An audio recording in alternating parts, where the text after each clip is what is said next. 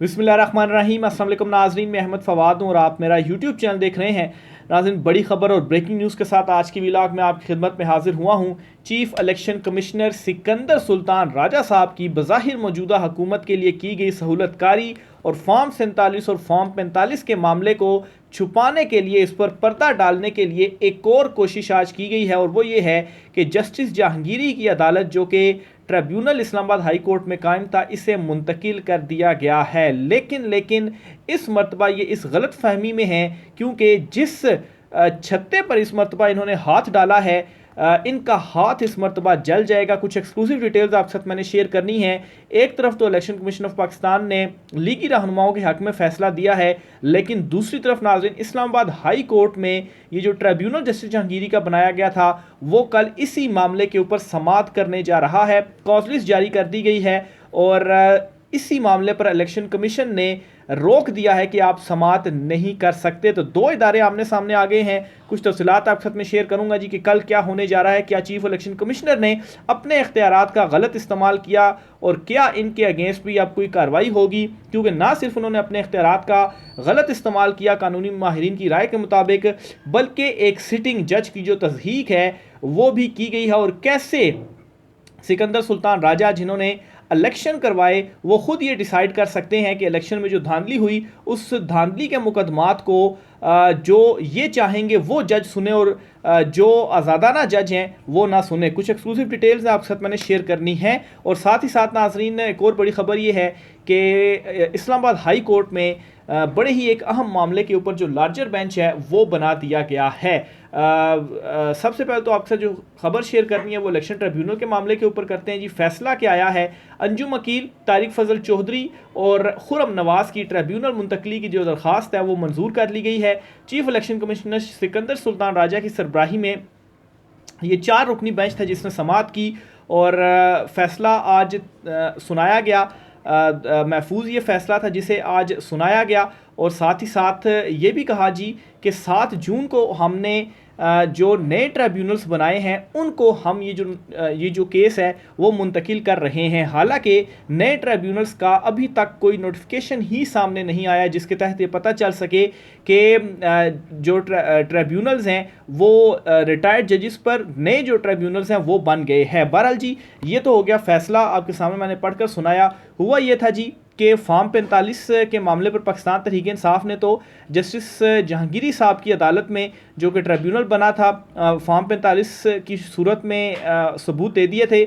और जो दीगर उम्मीदवार थे उन्होंने भी फॉर्म 45 दिए थे और वो फॉर्म 45 और पीटीआई के फॉर्म 45 आपस में मैच कर गए थे। इलेक्शन कमीशन ने भी रिकॉर्ड जमा करवा दिया था, लेकिन जो लीगी रहनुमा है इन तीनों की जानिब से रिकॉर्ड नहीं दिया जा रहा था फॉर्म 45 का। अदालत ने बार बार इनसे पूछा, इन्होंने ना हाजिर हो रहे थे ना ही फॉर्म 45 दे रहे थे। तो अदालत ने जुर्माना भी एक मरतबा इन पर आयद किया और इन्हें फिर मौका दिया कि आप जो सबूत हैं आपके पास वो आप लेकर आए अदालत में। तो जो इन्हें यह मालूम पड़ा जी कि ये तो आज़ादाना जज हैं और जिस तरह से ये केस चला रहे हैं तो हमारे तो खिलाफ फैसला आ जाएगा, क्योंकि मुबैना तौर पर जो फॉर्म 45 है उसके मुताबिक तो पाकिस्तान तहरीक इंसाफ जीती है। तो इन्होंने क्या किया, दोबारा इलेक्शन कमीशन ऑफ पाकिस्तान से रुजू किया और इलेक्शन कमीशन से कहा जी कि हमें एतबार नहीं है इस इलेक्शन ट्रिब्यूनल पर, तो आप इलेक्शन ट्रिब्यूनल को तब्दील करें। और इससे पहले इन्होंने क्या कार्रवाई डाली कि एक ऑर्डीनेंस जारी किया और इस ऑर्डीनेंस के तहत इन्होंने ये करार दिया जी कि जो इलेक्शन ट्रिब्यूनल्स हैं वो सिटिंग जज नहीं बल्कि जो रिटायर्ड जजेस हैं वो भी उन पर मुश्तमिल हो सकते हैं और नए जो ट्रिब्यूनल्स हैं वो इस ऑर्डिनेंस के बाद फिर बनाए जा सकते हैं। तो अब यहाँ पर जब इलेक्शन कमीशन में मामला आया तो इलेक्शन कमीशन ने विद इन 24 आवर्स इस अपील को सुना, 2 दिन दलाइल पे लगाए और उसके बाद फैसला महफूज किया। और उसके बाद आज ये जो फैसला है वो सुना दिया गया और लीगी रहनुमाओं के हक में फैसला सुनाया और कहा ठीक है जी, हम आपकी इलेक्शन ट्रिब्यूनल तब्दील करने की जो दरख्वास्त है इसे मंजूर करते हैं। और सोने पे सुहागा ये कि अपने तहरीरी हुक्मनामे में इन्होंने ये लिखा जी कि 7 जून को हमने नए इलेक्शन ट्रिब्यूनल भी कायम कर दिए हैं। अब ये नए इलेक्शन ट्रिब्यूनल्स कम कायम किए गए कोई नोटिफिकेशन सामने नहीं आया, और वो रिटायर्ड जजेस कौन से हैं जिन पर मुश्तमिल नए इलेक्शन ट्रिब्यूनल्स कायम हुए हैं, और जो चीफ जस्टिस हैं जो मुशावरत करते हैं, जो नाम देते हैं जजेस के कि ये इलेक्शन ट्रिब्यूनल होने चाहिए, उनसे कब मुशावरत की गई। तो ये सारी अगर आप सीरीज़ ऑफ इवेंट्स देखें तो इससे बदनीयती और बज़ाहिर जो सहूलतकारी है वो साफ साफ नज़र आ रही है कि फॉर्म 45 के मामले को छुपाने के लिए, पर्दा डालने के लिए जो तमाम तरह इक़दाम हैं वो किए जा रहे हैं। हंगामी एक ऑर्डिनेंस जारी किया जाता है और फिर उसके बाद चूँकि अदलिया डट गई है, तो इसलिए कोई ऐसे इलेक्शन कमीशन चाहता है जी कि जजेस के पास केसेस जाएँ जो जिनको मैनेज किया जा सके, और फिर सबसे अहम बात जी के रिटायर्ड जो जजेस हैं वो तैनात कर दिए जाएं। अब यहाँ पर आप इलेक्शन कमीशन ऑफ पाकिस्तान का इधर मौक़िफ़ देख लें कि धांधली किसके अगेंस्ट इलेक्शन ट्रिब्यूनल में जाया जाता है, दरखास्तें दी जाती हैं कि इन इन हलकों में धांधली हुई और ये इलेक्शन कमीशन के फैसले हैं, उनको हम यहाँ पर चैलेंज कर रहे हैं। और इलेक्शन कमीशन का दूसरी तरफ रोल देखें कि इलेक्शन कमीशन अब ये डिसाइड करेगा कि ये जो फलाना जज है ये हमारे खिलाफ ही जो केस आया इस केस को ना सुने, और वो फलाना जज जो है वो इस केस को सुने, और मतलब इनकी मर्जी से जो सारी चीज़ें हैं वो हों। तो ये कैसे हो सकता है कि एक जो मुजरिम है या एक जो मुल्जिम है वो ये डिसाइड करे कि जो फलाना जज है वो ठीक नहीं है, उसके पास केस नहीं जाना चाहिए, इस फलाने जज के पास केस जाना चाहिए, और बल्कि ये होना चाहिए कि कोई जज केस ही ना सुने, रिटायर्ड जज केस सुने, और वो भी मेरी मर्ज़ी का जो रिटायर्ड जज है वो केस सुने। तो बहरहाल ये इस वक्त इलेक्शन कमीशन ऑफ पाकिस्तान की जानिब से किया गया है। लेकिन दूसरी तरफ काज लिस्ट जो इस्लामाबाद हाई कोर्ट की जारी हुई है, इसके मुताबिक कल जस्टिस तारिक महमूद जहांगीरी की जो इलेक्शन ट्रिब्यूनल है, जो अदालत है, वहाँ पर यही जो केस है वो समाअत के लिए मुकर्रर है। जस्टिस जहांगीरी केस की जो समाअत है वो करने जा रहे हैं। अब नाज़रीन यहाँ पर सबसे इंपॉर्टेंट सवाल ये है कि क्या जस्टिस जहांगीरी साहब केस की समाअत को जारी रखेंगे या इलेक्शन कमीशन ऑफ पाकिस्तान ने जो फैसला दिया है इस फैसले के ऊपर इम्प्लीमेंट करेंगे, क्योंकि कानूनी माहिरीन की नज़र में ये जो फैसला दिया गया इलेक्शन कमीशन की जानिब से ये इख्तियारात से तजावुज़ था। क्या जस्टिस जहांगीरी की जानिब से स्टैंड लिया जाएगा इस मामले के ऊपर? और दूसरी तरफ ये कि सिर्फ इतना ही नहीं बल्कि एक हाई कोर्ट के जज की जो तस्दीक है वो भी की गई, क्योंकि हाई कोर्ट के जज से कहा गया जी कि आप ये जो प्रोसीडिंग चला रहे हैं ये कानून के मुताबिक नहीं चला रहे। तो अगर वो कानून के मुताबिक नहीं चला रहे तो इसका मतलब क्या आप ये कहना चाह रहे हैं कि उनके खिलाफ कोई मिसकंडक्ट का मुकदमा होना चाहिए, उनके खिलाफ कार्रवाई होनी चाहिए, और एक इलेक्शन कमीशन जो है वो एक जज को बताएगा कि आपने केस इस कानून के तहत इस तरीके से चलाना है। तो असल में मसला ये है कि इनको अब जो है वो दौड़े लग गई थी कि ये फॉर्म 45 के मामले तो खुल गए हैं, हमारी नशिस्तें हमसे छीन जानी है, तो इस वजह से इस मामले को किसी ना किसी तरीके से अब बच बचाव किया जाए। तो देखें आप जस्टिस जहांगीरी कल इसको समाअत करते हैं और समाअत में वो क्या कहते हैं ये बहुत इंपॉर्टेंट होगा। फिर पाकिस्तान तहरीक इंसाफ भी मामला लेकर गई हुई है इस्लामाबाद हाई कोर्ट में, और फिर सबसे इंपॉर्टेंट बात कि ये जो तस्दीक की गई एक जज की, इस तस्दीक को जस्टिस जहांगीरी और जो दीगर जजेस हैं ख़ास तौर पर हाई कोर्ट और हाई कोर्ट के जो चीफ जस्टिस हैं वो किस तरीके से लेते हैं कि उनके अंडर एक जो जज हैं उनकी इस तरह से तस्दीक की जा रही है। क्या एक और कोई लेटर लिखा जाएगा जस्टिस जहांगीरी साहब की जानिब से कि ये केस से इस तरह से कह सकते हैं कि आईनो कानून के मुताबिक नहीं चलाई जा रही, ये चीज़ें गलत हो रही हैं, तो इसलिए आप इससे अलहदा हो जाएँ और ये नए ट्रिब्यूनल सुनेगा केस। और मज़े की ये बात है कि इन्होंने ये तो कह दिया कि 7 जून को हमने नए ट्रिब्यूनल्स बनाए, लेकिन अभी तक कोई नोटिफिकेशन ऐसा सामने नहीं आया जिससे मालूम हो सके जी कि नए ट्रिब्यूनल्स कौन से बनाए गए हैं और जो नए ट्रिब्यूनल में जजेस हैं या रिटायर्ड जजेस हैं वो कौन कौन से हैं। क्योंकि अगर 7 जून को इन्होंने ट्रिब्यूनल बना दिया था और नोटिफिकेशन भी जारी कर दिया था, तो फिर जो नए ट्रिब्यूनल्स हैं उन्हें बैठना चाहिए और उन्हें काम शुरू उन्होंने कर दिया होना चाहिए, लेकिन ऐसी तो कोई जो डेवलपमेंट है वो नहीं हुई। बहरहाल जी एक बड़ी इंपॉर्टेंट आज जो फैसला है वो सामने आया है और इससे जुड़ी एक दो चीज़ें मैंने आपके सामने रखी। देखिए अब जस्टिस जहांगीरी साहब जो हैं वो कल इसके ऊपर किस तरह से रिएक्ट करते हैं, ये बहुत ही इंपॉर्टेंट होगा।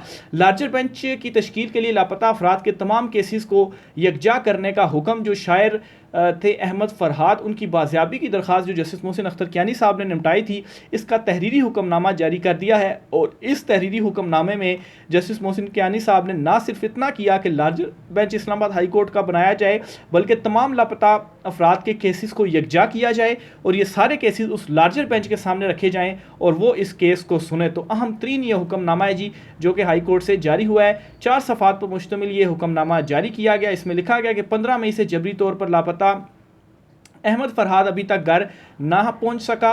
वजारत कानून वफाकी पुलिस अटॉर्नी जनरल ने बताया कि अहमद फरहाद थाना दीर कोट मुकदमा में गिरफ्तार है, जबकि मुजफ्फराबाद पुलिस स्टेशन मुकदमे में मतलूब है। फैसले में कहा गया हालात वाक़यात को मद्देनज़र अदालत इस नतीजे पर पहुंची कि मुग़वी जबरी तौर पर लापता हुआ और रियासती इदारे इसकी बाजियाबी में नाकाम रहे।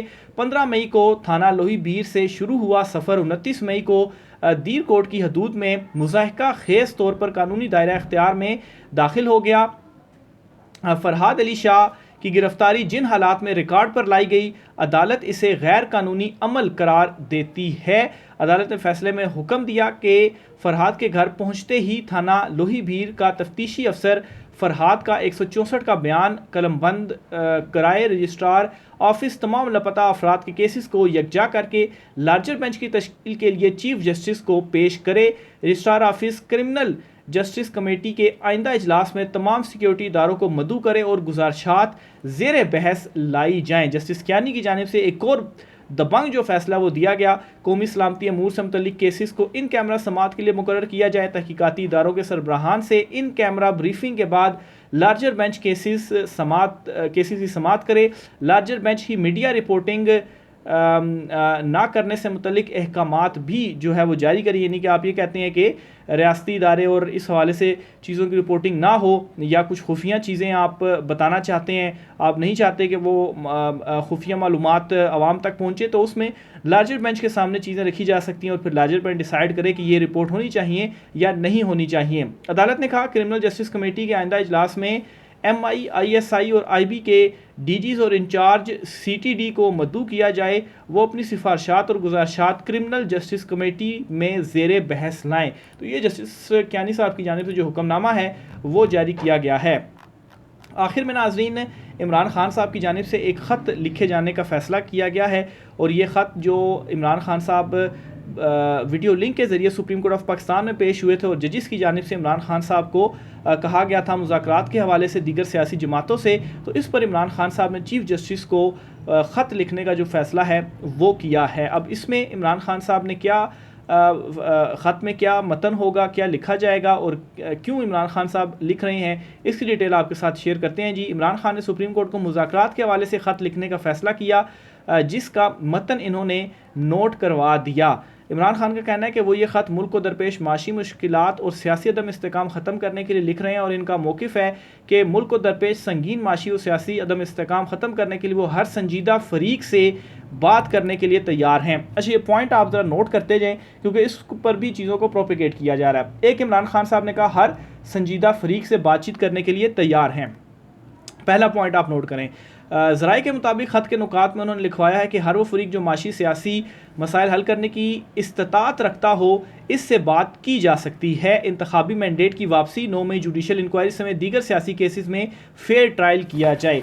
अब नाजरीन, आपको जो बताई जा रही हैं चीज़ें वो ये बताई जा रही है कि इमरान खान साहब तमाम फ़रीक़ैन से बातचीत करने के लिए राज़ी हैं। इमरान खान साहब ने लेटर लिख दिया है, लिखने जा रहे हैं और इमरान खान साहब तैयार हैं। लेकिन साथ ही इमरान खान साहब क्या कह रहे हैं कि जो इस्तात रखता है उससे बातचीत की जा सकती है। अब इस्तात कौन रखता है? इमरान खान साहब ने खुद ही पहले क्लियर कर दिया कि मौजूदा हुकूमत तो नहीं इस्तात रखती, इस हुकूमत को चलाने वाले यानी कि इंडायरेक्टली आप कह सकते हैं कि एस्टेब्लिशमेंट के हवाले से इमरान खान साहब ने कहा कि डायरेक्ट उन्हीं से जो मुज़ाकरात हैं वो होंगे क्योंकि ये हुकूमत इस्तात ही नहीं रखती। फिर इमरान खान साहब ने साथ ही मुज़ाकरात की जो शराइत हैं वो भी बता दी कि इंतखाबी मैंडेट की वापसी, मैंडेट वापस दिया जाए, 9 मई के ऊपर जुडिशल इंक्वायरी की जाए और सियासी केसेस के फेयर ट्रायल हों, यानी कि तमाम PTI के जो उम्मीदवार हैं, जब फिर जो कारकुनान वगैरह फेयर ट्रायल के ज़रिए उनकी जो रिहाई है वो हो जाए, फिर जो मुज़ाकरात हैं वो होंगे। तो ये असल में 3 बातें हैं जो कि इमरान खान साहब ने कहीं। एक, मुज़ाकरात ठीक है, ज़रूर कोई भी फ़रीक कर सकता है, लेकिन जिसके पास इस्तात हो, यानी कि एस्टेब्लिशमेंट इमरान खान साहब कहना चाह रहे हैं। और फिर साथ ये भी कह दिया जी कि उनसे भी तब होंगे कि अवामी मैंडेट की वापसी, और फिर साथ ही ये भी कह दिया जी कि जुडिशल इंक्वायरी 9 मई के वाले से और जो सियासी कैदी हैं उनकी रिहाई। दूसरी तरफ जी, सियासी जमातों से राब्ते और PTI के सुप्रीम कोर्ट को ख़त के बारे में PTI की लीगल कमेटी का हंगामी इजलास आज तलब कर लिया गया है। PTI लीगल कमेटी इजलास में इमरान खान के ख़त के नुकात को हतमी शक्ल दी जाएगी।